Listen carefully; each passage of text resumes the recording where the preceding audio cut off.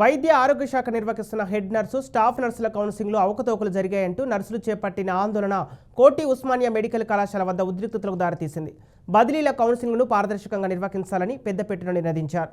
దీంతో డిహెచ్ కౌన్సిలింగ్ను తాత్కాలికంగా వాయిదా వేశారు. దీంతో వివిధ జిల్లాల నుంచి వచ్చిన వేలాది మంది స్టాఫ్ నర్సులు ధర్నాకు దిగారు. తమకు ఆన్లైన్లో కాకుండా ఆఫ్లైన్లో కౌన్సిలింగ్ నిర్వహించాలని డిహెచ్ డౌన్ అంటూ నినదించారు. కొందరు అధికారులు యూనియన్ నేతలుగా చెప్పుకుంటున్న వారితో కుమ్మక్కై నిబంధనలకు విరుద్ధంగా పోస్టింగ్లు ఇస్తున్నారని ఆరోపించారు. ఓ యూనియన్ నేత 5 కోట్ల వరకు వసూలు చేశాడని, ఆ సొమ్ములో 3 కోట్లు ఒక కీలక అధికారికి కూడా ఇచ్చినట్లు ఆరోపించారు. ఉస్మానియా మెడికల్ కళాశాల ఎదురుగా ఉన్న రోడ్డును గంటసేపు దిగ్బంధనం చేశారు.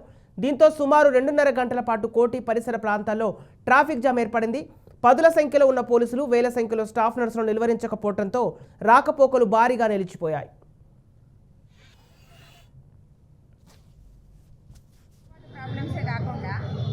జిల్లాలలో ఉన్న వాళ్ళ గురించి ప్రతి జోన్ గురించి మాట్లాడాలంటే చాలా బేసికల్ ప్రాబ్లమ్స్ ఏంటంటే ఇంటీరియర్గా వర్క్ చేసిన వాళ్ళు ఇంటీరియర్లోనే ఉండిపోతున్నారు. వాటికి గవర్నమెంట్ ఒక గైడ్ లైన్స్ తయారు చేయట్లేదు. ఒక 10 సంవత్సరాలు ఇంటీరియర్ చేసిన వాళ్ళకి ప్రిఫరెన్స్ ఉంటుంది. వాళ్ళు హెడ్ క్వార్టర్స్కి దగ్గరలో తీసుకోవచ్చు. వాళ్ళకు ప్రియారిటీ ఉంటుంది అనేది లేదు. ఇప్పుడు ఎలాగైతే స్పౌస్ ప్రియారిటీ ఉందో, ఎలాగైతే మెడికల్ గ్రౌండ్స్కు విడోస్కి ప్రియారిటీ ఉందో, ఇంటీరియర్లో చేసిన వాళ్ళు కూడా ఎన్నో కష్టాలు పడ్డం, బస్సులు లేక ఏమీ లేక ఇదే కరోనాలో సిటీలో వాళ్ళు మాత్రమే వర్క్ చేయలేదు. ఇంటీరియర్లో ఉన్న వాళ్ళం ఎంత ఇబ్బంది పడి వర్క్ చేసినామో అది మా మనస్సాక్షికి తెలుసు. జిల్లాలలో అన్ని జిల్లాలో ఉన్న మెడికల్ డిపార్ట్మెంట్లో ఉన్న స్టాఫ్ నర్సులు, సిటీలో ఉన్న స్టాఫ్ నర్సులు గత 20-25 సంవత్సరాల నుంచి సిటీలో ఉన్న వాళ్ళు సిటీలో ఉంటారు, పిఎస్సీలో ఉంటారు, పిఎస్సీలో ఉంటారు.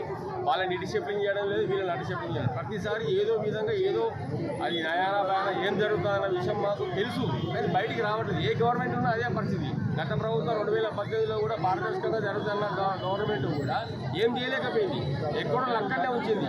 ఓన్లీ 370 జీవో వల్లే తప్పితే మిగతా ఎవరిని టచ్ చేయకుండా పిహెచ్సీలో ఉన్న వాళ్ళు పిహెచ్సీలే, సిటీలో ఉన్న వాళ్ళు సిటీలే ఆన్లైన్ పెడతాన్నారు. ఆన్లైన్ మీద మాన్యువల్ పెడతారు. మాన్యువల్ ఇంతవరకు కూడా ఒక్కరిని కూడా ఈ లాంగ్ స్టాండ్ సీనియర్ లిస్ట్ బయటికి ఇవ్వలే. ఆప్షన్స్ అడిగారండి. ఆప్షన్స్ అంటే ఇచ్చాము. ఈరోజు కౌన్సిలింగ్ అని పిలిచారు. వచ్చేలోపు లిస్టులన్నీ మారిపోతున్నాయి. ఆ లిస్టులో సీనియారిటీ లిస్ట్ అని చెప్తున్నారు. ఒకరోజు పేరు ఉంటుంది, గంటగా పేరు తీసేస్తున్నారు. మరి వాళ్ళకి ఇష్టమైన చోట్ల పోస్టింగ్ ఇస్తున్నారు. మాకు ఎలాంటి రికమెండేషన్ లేదు, మేము ఎలాంటి డబ్బులు పెట్టలేదు. కాబట్టి మమ్మల్ని తీసుకెళ్ళి ఊరు బయట ఎక్కడో మాకు 370 జీవో లేదా, మాకు ఒక స్థానికత లేదంట, మాకు వాళ్ళకి ఇష్టం వచ్చిన చోట్ల మమ్మల్ని దూరం పడేస్తారంట. మా పిల్లల్ని మొన్ననే స్కూల్లో వేసాం.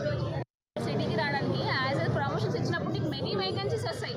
So according to the seniority list వాళ్ళకి ఇవ్వమనండి. మేము వద్దనట్లేదు, మేము కూడా రెడీగా ఉన్నాం లేవడానికి, కానీ ట్రాన్స్పరెన్సీ లిస్ట్ మాకు కావాలి. ఇంకొకటి లిస్ట్ అనేది లిస్ట్ తయారు చేస్తారు చెప్పండి. ఒకటేసారి లిస్ట్ తయారు చేయాలి. 5